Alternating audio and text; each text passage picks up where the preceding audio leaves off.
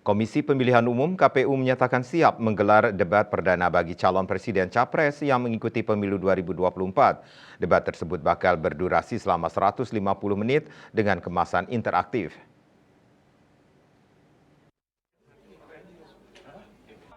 Debat perdana calon presiden berlangsung mulai Selasa 12 Desember. Debat yang akan disiarkan secara langsung dari televisi itu berdurasi 150 menit.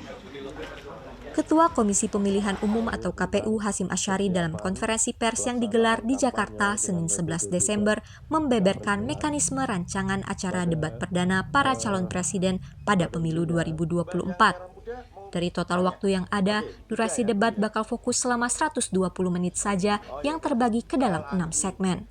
Setiap calon berkesempatan untuk berinteraksi secara bergantian yang meliputi tanya jawab hingga memaparkan visi misi.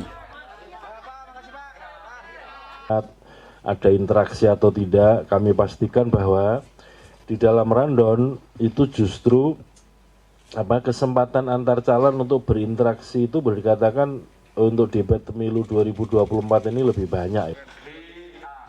Dalam debat capres, penyelia akan memberikan 3 pertanyaan yang dapat dipilih oleh capres secara acak. Sedangkan terkait tema, pada debat perdana yang berlangsung pukul 7 malam waktu Indonesia bagian Barat itu mengangkat soal pemerintahan, hukum hak asasi manusia, pemberantasan korupsi, penguatan demokrasi, peningkatan layanan publik, dan kerukunan warga.